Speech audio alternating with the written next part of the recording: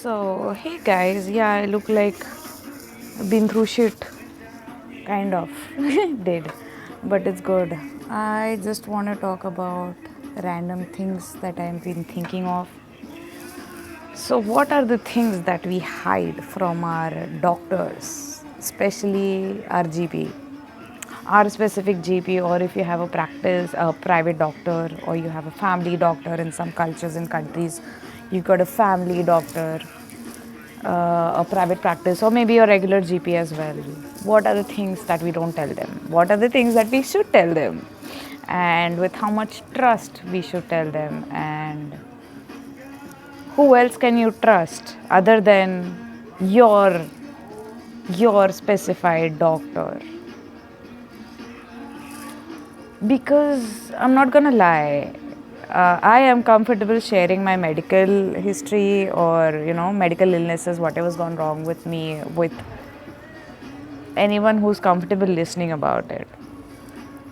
Uh, I don't shy away from weird ass diseases.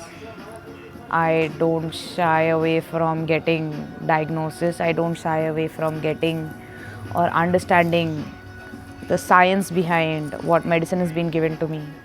And I don't Google it. I ask the doctors whom I am going to.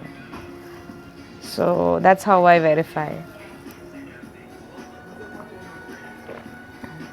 And yeah, I have noticed this that so many of us, doctors included, do not want to share. Especially this happens for not just females. I'm gonna include guys as well because it's the biggest example. Your sexual health, you don't talk about it.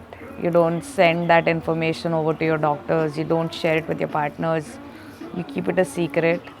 Do you know how detrimental it is to yourself and to everyone associated with you in one way or another?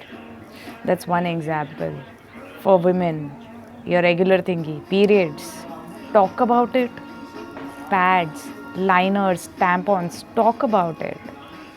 You don't have to talk to your GP about it, but if you can, yeah, do. Do you know how many of us get rashes because we are using the wrong fabric for our pads? Do you know how many of you all are allergic to silicone, that you're using silicone cups? Do you know what causes a lot of bleeding for you? Do you know what reduces your bleeding? Do you know if a pad is good for you or a tampon is good for you? Or a liner? Or silicone cups as well? If nothing, there's so many things we need to discuss, we need to talk. And we need to talk to medical healthcare professionals about this. But they need to be open about it too. That's one thing that I've noticed. Not all of them are. Many of them are. If you are willing to go and discuss these options with them, they are willing. And one thing I would like to add is when you meet a new person, let it be from healthcare, let it be from, say, you're traveling, let it be anywhere, there's always going to be a point when you think that, you know what, um, maybe maybe I think this person is going to bring in their personal bias while giving me a logical conclusion or an analytical solution or whatever. That's going to happen. So you have to get past that and you have to ask for your options, what is convenient for you, what is comfortable for you, what is healthier for you, because you know yourself better than anyone. So if you do have concerns, do raise them to the right person at the right time. Please do. Let it be your health, let it be your wealth, your mental stability, your physical body symptoms. Your body is showing some symptoms that you're not aware of, why it's doing this and why it's doing that. You gotta discuss these things, man. And apps and YouTube videos and all of this can take you only so much, right? There is some reason why you need a human to contact and talk about these kind of issues. an experienced human.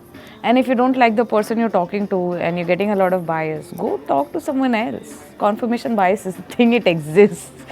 We do it unknowingly, knowingly so many times. Might as well do it knowingly this time for a very good reason, if not.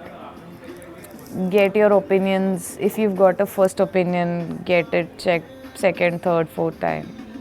It's okay. Just yours, make sure that you're sure. Don't go into anything with a half-ass education, half-ass mind. And talk about it, man. Guys too, guys, girls, everyone. What are the things you should talk to your doctor about, to your GP, to your family physician, to your general practitioner, whatever you want to call them? What are the things that you're going to be talking about?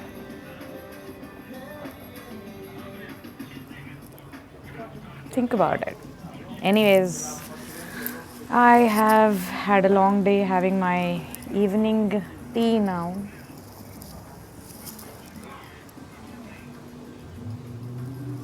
And just random musings. Bye.